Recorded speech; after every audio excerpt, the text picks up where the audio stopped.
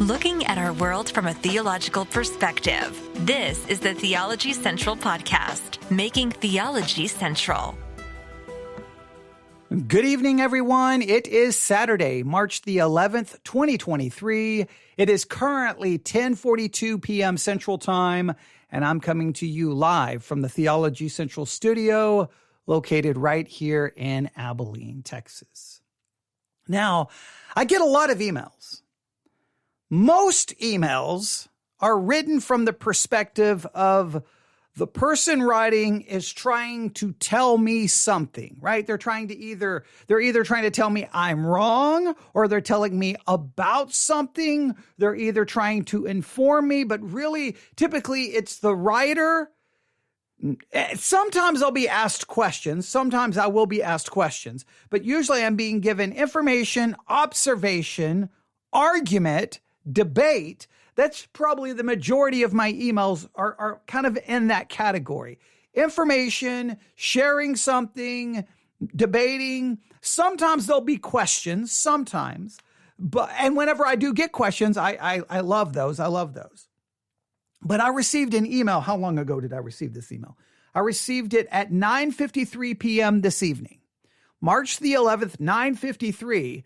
And this one was written from a perspective that I don't think I've ever received an email. It was more like, hey, I would love to get your thoughts, your opinions, and your experience in regards to this particular situation, this particular subject. I almost have never been asked that kind of question. It's usually like, you're wrong.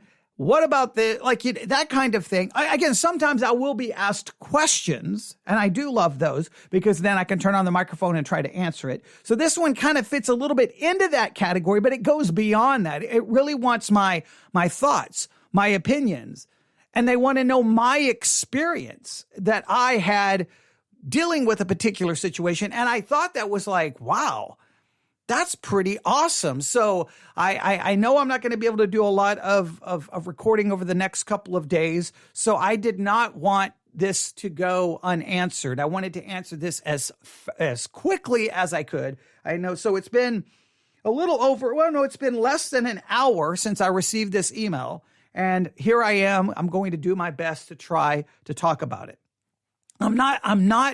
This may not be as extensive as I would like, so I am going to leave the door open that I can do a part 2 or a part 3 or a part 4, depending on everyone's thoughts and feedback. But I thought this was a fascinating email, not only because of the way it was approaching me, because I typically don't get the opportunity to have someone say, hey, what was your experience? Give me your thoughts. Give me your opinion. So I was kind of that. I thought that was cool, but I don't think I have ever received an email in regards to this subject. This is absolutely, so everything about this email to me is absolutely fascinating. So are you ready? Let's dig in here. The subject line for this email is the Iraq War and the church. Now, there would have been a time in my life, I would have turned on the microphone and going, oh no, someone wants me to walk into the middle of this controversy. I don't know if it's worthwhile, but now it's been so long. I don't think the average person is even going to care. I think the average person is going to be like, whatever. I don't think it's going to matter to them in any way, shape, or form. Like, there's a part of me that wants to laugh and the reason I'm laughing, I'm trying not to laugh because it is a serious subject. So I'm kind of conflicted here. Like, on one hand, I want to laugh because someone wants me to talk about the Iraq War and the church. But it's kind of funny in my mind because I can remember a time where talking about it would have been controversial, especially for me, because I took such a counter perspective from everyone else. But now it's humorous because no one will care. And people like the Iraq War, who cares?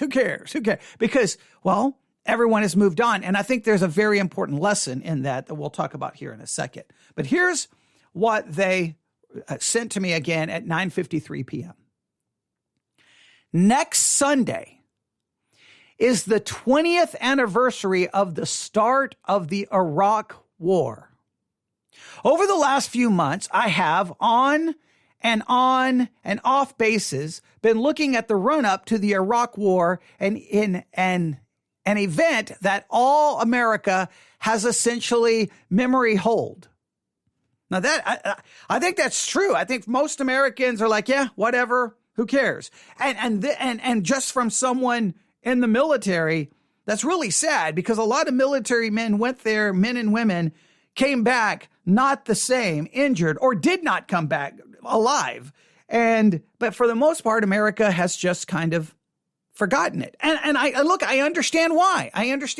Because that's the way life works. Unfortunately, no matter how horrible something is for you, everyone else moves on. It doesn't have to even be a war. Whatever horrible thing you've experienced in your life, the minute you've experienced it, right?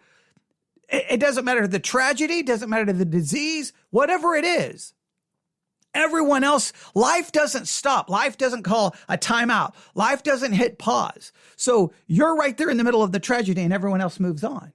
So if you were in the Iraq War and you came back without an arm or a leg or with post-traumatic stress disorder, or one of your loved ones came back, in a casket dead, well, you're never going to forget it, but the rest of the world kind of just moved on. They're like, okay, yeah, we had a war, so what? We moved on. And again, I understand that's just the way life operates. But it is amazing to believe that it's the 20th anniversary because my life was about to change forever. I mean, this war was the war that changed my life forever. And I still have issues that pertains to it to this day, and I'll explain in a minute. It says what once dominated cable news coverage now has been superseded by an infinite list of other matters. And that's true. I mean, that's the way it works. And this is something to remember. I think there's a valuable lesson right here. Whatever the outrage is today, whatever you find yourself kind of getting pulled into it, right? Everyone's yelling, everyone's screaming, everyone's mad, everyone's like, this is the beginning of the end. And everyone's getting so bothered and everyone is getting so upset. And whatever the issue is today, just remember, most likely it will be completely forgotten down the road, and sometimes within 48 to 72 hours, sometimes within 2 or 3 months, sometimes within 2 or 3 years, sometimes within 10 or 15 years. So many things that we get so exercised about and bothered and frustrated, it just disappears, and then we're on to the next thing. And sometimes we never stop to go, man, I got to stop this. And let me make it very clear. Everything from news to social media to what I'm doing right here this evening in this studio, podcasting, so much of it is built on controversy, scandal, outrage.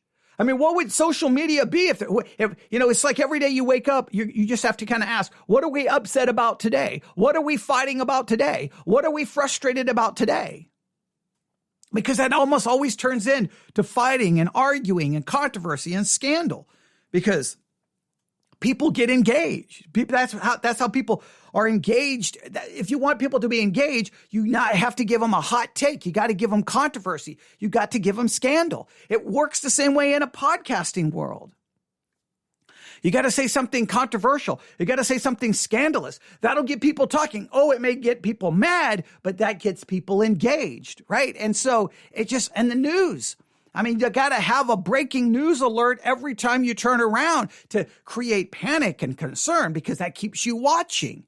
Everything around us is designed to just move us from outrage to outrage, conflict to conflict, problem to problem. And nobody wants to really dig into those things in an in-depth manner. It's surface level hot takes to keep us going. And sometimes this is a good time to go, do you remember 20 years ago when everyone was yelling and screaming about the Iraq War? Do you remember? I don't know if you remember, everyone was fighting. There was so many opinions. And there was a majority opinion. And if you took a minority view, you were basically considered you're an unpatriotic person who hates your country. And it was pretty crazy.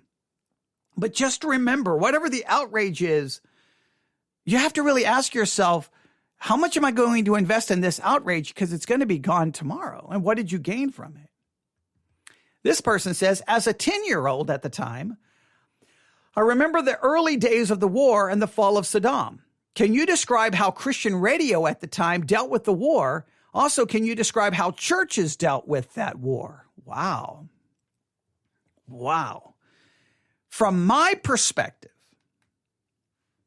if it was a conservative church, Bible-believing conservative church, it was, go America, we need to get rid of Saddam. Remember 9/11. And for some weird reason, they connected 9/11 to Iraq. And they were like, they have weapons of mass destruction. They're going to give them to terrorists and we're going to be destroyed, because everyone was obviously September the 11th, 2001 was a major deal. It was a major issue at the time. And give me 1 second here. I just want to verify something. I want to make sure I have everything right. Want to make sure. Yes, September the 11th, 2001. I should never forget the day, because I'll never forget how much it changed my life. It was the 2,996. That's the thing I needed to look up. People died September the 11th, 2001, and they have down as 7:14 a.m. Central Daylight Time is what they have written down for the time. But almost 3,000 people died. And from that moment on, I can't explain the concern and the fear and the panic that just was throughout all aspects of society. Now, maybe I felt it more being in the military at the time, but it was crazy. So at that time, basically it was this, like, hey, yes, we need to go into Iraq because Iraq has weapons of mass destruction. They're going to hand them over to terrorists. And then we're going to get something far worse than 9/11, where they're going to use a biological, chemical, nuclear, some type of weapon that's going to be a mass casualty event. We've got to do something. So basically, Christian radio and the church, for the most part, was very much pro support the troops, support this war, because we can't have another 9/11. We cannot have another September the 11th, 2001 terrorist attack where almost 3,000 people die. That's what everyone was concerned about. At least that's from what I experienced, is basically you're supposed to support the war. And like, there was no question. Like, to even question it, you're almost viewed as crazy. Now, also at that time, Christian radio and the church, there was a lot of talk at the time. Oh, this is the beginning of the end. The end times is here. Wars and rumors of war. Jesus is about to come back, and Saddam is going to rebuild Babylon, and there's the Antichrist is about to come to power. There was all kinds of biblical prophecy stuff going absolutely crazy. Everybody was saying, though, the end was near, the end was coming. This was it. This is crazy. Islam is going to take over the world. I mean, it was like there was just so much fear and concern and worry and biblical prophecy. But it was almost, from everything I could see, the more conservative the church, the more American flags everywhere, pro-war. I mean, there's just no way to get around it. Pro-war. We need to go to war with Iraq. We need to invade Iraq. That was pretty much universal. Now, the more liberal the church, then they took typically very much more an anti-war perspective. Now, it says, what were you thinking at the time, considering the fact you were in the military, and this was before my disability? All right, well, that's a great question. Here is my take. I immediately was opposed to the war. Almost as soon as the prospect that, we're going to go to Iraq, made no sense to me. No, so I'm like, wait a minute. 9/11. Well, the hijackers are from Saudi Arabia. The training of the terrorists happened in Afghanistan, and we're going into Iraq? Wait. And then they were like, weapons of mass destruction. They have weapons of mass destruction. And I was like, no, they don't. I was like, absolutely not. They do not have weapons of mass destruction. This is a straight up lie. Now, I know I sound like I was being conspiratorial, but here was my way of thinking. I was in the military for the first Gulf War. I know that the Iraq military was roundly defeated and destroyed. They invaded Kuwait. They were driven out. They were destroyed. We controlled airspace. I was like, there's no way that in the midst of the first Gulf War, they were able to now reestablish this massive weapons of mass destruction program, and they posed a serious threat. I just would not believe it. I would not believe it. I would not believe it. I would not believe it. And I would not believe it. And so I did not believe it met the just war doctrine, which I hold to when it comes to war, that there's a criteria that war must meet, that a war must meet before it's considered a just war.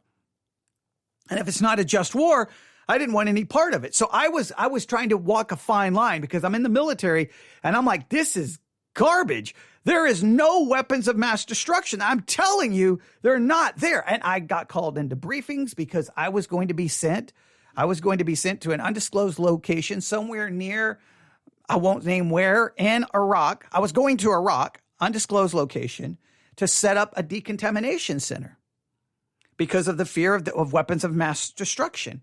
And my whole thing there was I was involved in decontamination for biological, chemical, nuclear, that type of warfare. And so I was there to set this up. And then if anyone was exposed to biological, chemical, whatever, then we could decontaminate them, treat them, and do that kind of thing. That was going to be my job. I was going to be sent to this undisclosed location. Now, if you know my story, that's what led me to have the anthrax vaccine. So I'm like, you're going to have to go. And I'm like, okay, I'm going to have to go. I got to get the anthrax vaccine. And we all know what happened. Anthrax vaccine, boom, basically code blue, massive seizures. And I have neurological and seizure disorder. It brought me the end of my military career. It was horrible, horrible experience. And I still experience the negative consequences of it every single day of my life. And then we know what happened. We went into Iraq, and ladies and gentlemen, there were no weapons of mass destruction. Now, many in the military and many in the culture still claim, oh no, they found them. They just didn't want to tell anybody. And you're like, give me a break.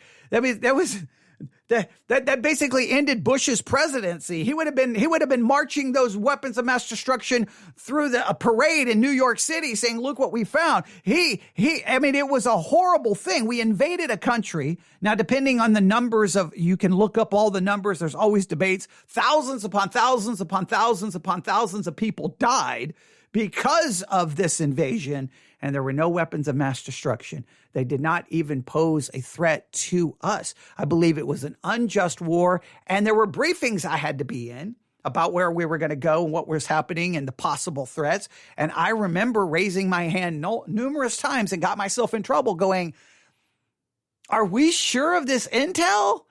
Are we really? I'm not. I am having a hard, and basically I was told that, be quiet, shut up, color. We don't pay you to think. We pay you to do kind of concept. And I was very much opposed to it.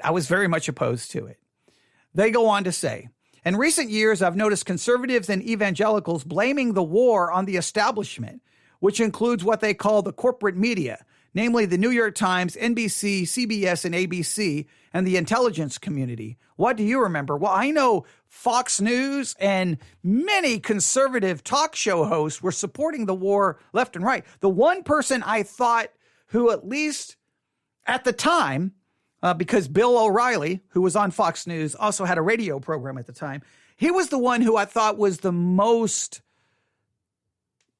balanced. I think he still supported it, but there was at least hesitation, it felt like. But most of the conservative media at the time, because I would listen to it when I would take my lunch break at work, and it was pretty much, look, how dare these liberals? How dare these liberals? It was pretty much anyone who questioned going to war was a liberal. Now, yes, the media across the board, from Fox, NBC, everybody was basically supporting it. Now, and I think most of the people who didn't support it were ultra liberal, but even much of the so-called liberal media, they may have aired more voices questioning it than they did. Fox, at the time, the conservatives were like, this is about supporting the troops. We're pro-America. We're pro-military. we're going to support our troops. That's how I remember it. And that's what, because I'm the one who was calling it into question. And I was immediately at that time, oh, wow. I was arguing with people everywhere. And even for years after, I was arguing with people years later on social media at the time with, again, Christians and conservatives. How dare you question the war? How dare you say anything negative about the war? How dare you do that? You don't know what they found there. And basically, if you called it into question, you were a liberal and you needed to check your heart with God, basically. That's how I remember it. It was a crazy time, but if people are rewriting history, I'm sorry. Now, again, you can probably go find some conservatives there who were calling it into question. But I was like, this is a horrible idea. Horrible, horrible. And I remember telling people, I bet you $1 million. I guarantee you there's no weapons of mass destruction. I'm saying we're not going to find anything of significance. I don't know why we're sending all of our troops. We've got the problem in Afghanistan. Why are we going here? Why are we diverting troops and resources and time and energy and blood to go invade a country who's not a threat? Doesn't mean I thought Saddam was a great guy. Didn't think that. And then look what happened. We so destabilized Iraq that chaos erupted. Sectarian violence broke out because that power vacuum. Then boom, it was chaos, sectarian violence, and then trace the birth of ISIS. Now you could say how Obama tried to get troops out of Iraq led to the creation of ISIS. We could get into a whole discussion about how, but the problem is we broke it. And once we broke it, there was never really any great solution in fixing it. It was a mess. We invaded a country on false pretense. Now, I'm not going to say I am not going to go conspiratorial and go, well, there was this nefarious reasons for going in. I think people really believe that there was something there. I believe intelligence gave that explanation, but it was a failure of the entire intelligence community.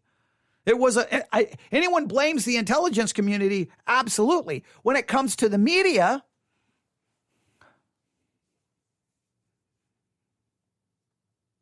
I didn't watch a lot. Probably at that time, I probably was watching Fox News the most, but I just felt every time I listened to anyone in the media, I felt there were those who did raise questions, but it felt overall that basically the media was like, look, the intelligence community is saying there's a threat kind of idea. It felt like the media just kind of went along with the intelligence community. That's how I remember it. But then there was death and bloodshed, and basically the church and Christians just kind of moved on like, well, oops, so what? People died, not my problem, and then just moved on to the next. That's the thing that really bothered me the most, is that most of those that were so loud about supporting it would never come back and go, what have we done? People have died. Civilians have died in Iraq because we invaded a country on false pretense.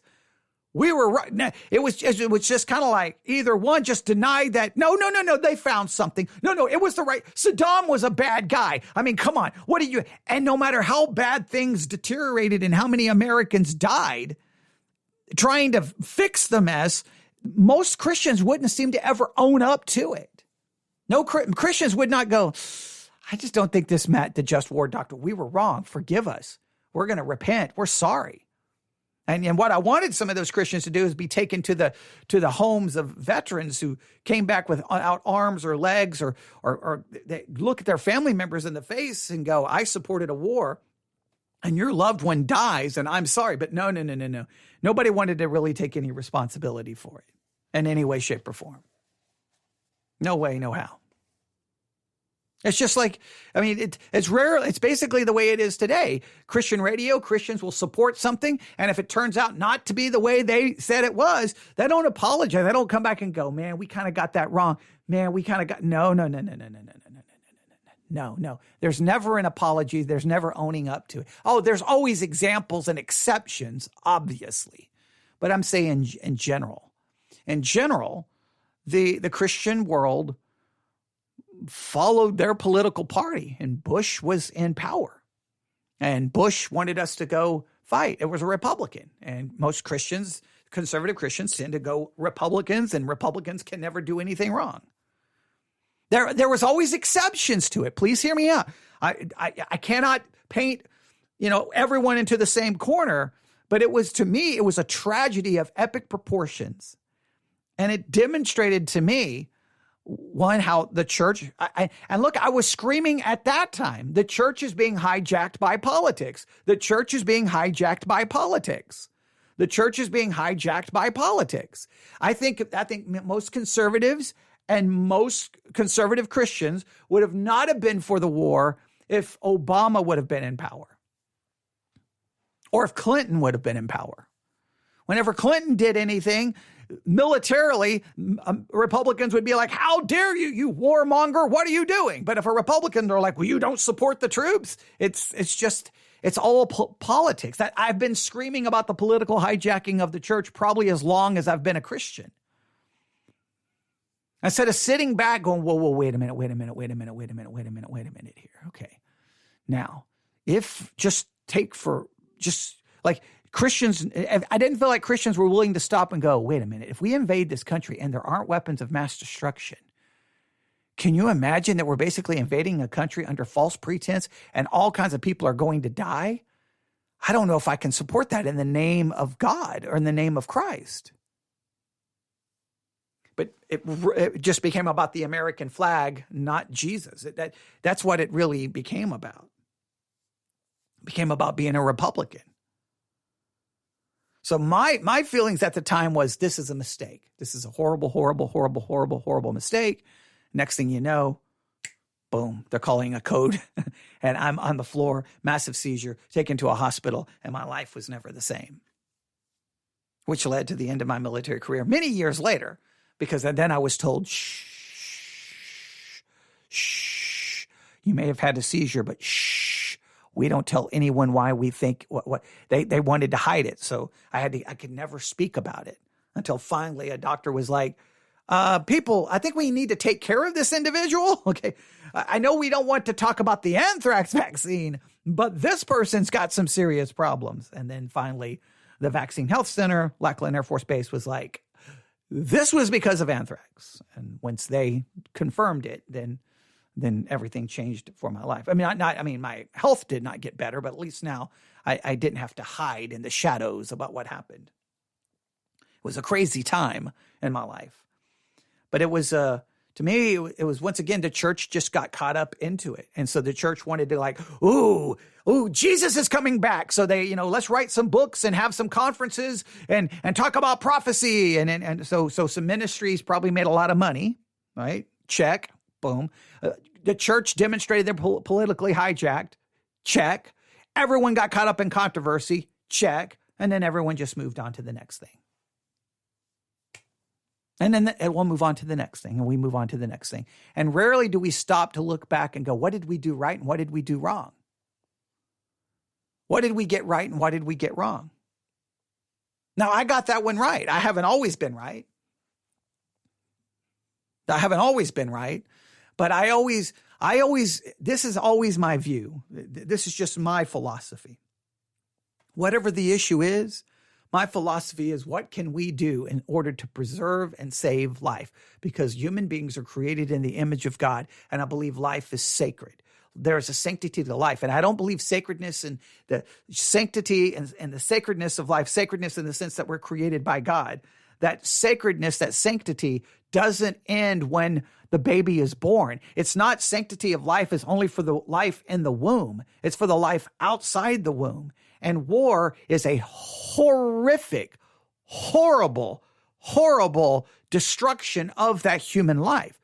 Is it sometimes necessary? I believe it is sometimes necessary. And I believe we have to have a doctrine that helps us determine when, and that's the just war doctrine. We could go to Augustine, who articulated it. Obviously, it became a major tenet of Roman Catholicism. But just because Roman Catholics in the Catechism outline just war doctrine, I don't believe that makes it bad. I don't agree with everything in Roman Catholicism. But when it comes to the just war doctrine, I need a biblical way, a way of thinking about war. And I don't determine war by the political party in power. I determine war by a lot of factors. And if we're going to invade a country who don't appear to be a threat to us other than a lot of conjecture and a lot of, well, they may not do anything, but they could give this to this person and this person could do something. And so because this person could do something and they may help this person, let's invade the entire country and kill thousands and hundreds of thousands of people. I was like, I'm not so sure. I'm not so sure.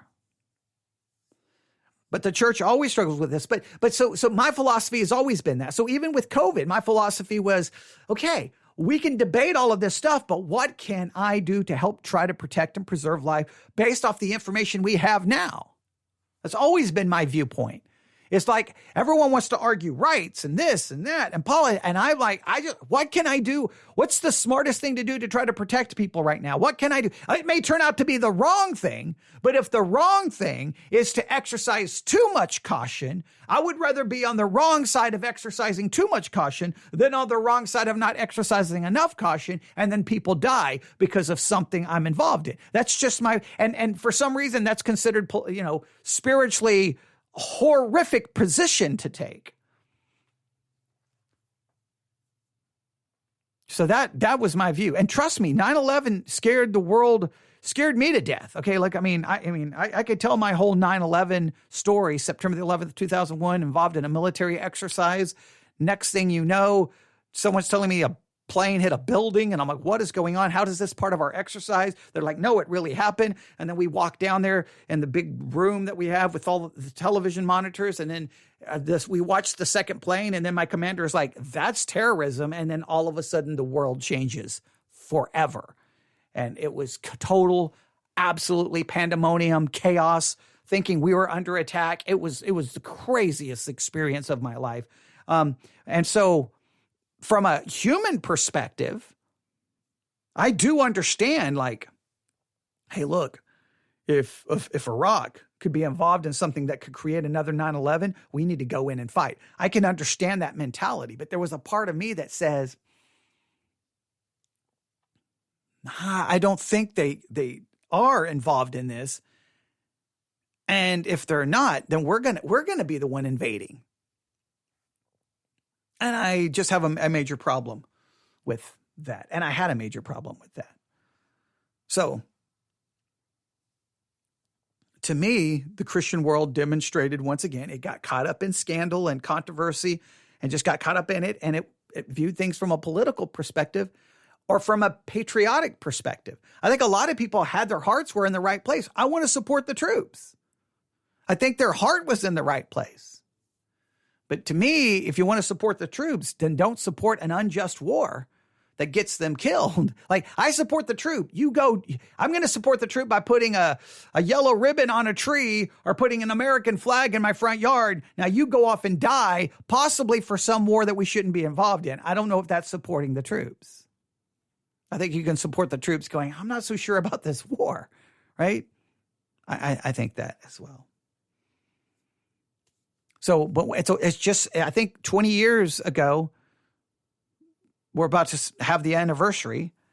I think the Iraq War the Iraq War serves as a warning to the church to stop looking at things from such a patriotic, nationalistic, political viewpoint. And we have to step back and look at it from a much more biblical perspective. And we need biblical principles to guide us. And I think sometimes we just need logic and reason as well, because I just think logic and reason said, there's no way they have a weapons of mass destruction program. There's no way. They were devastated. They were destroyed after the first Gulf War.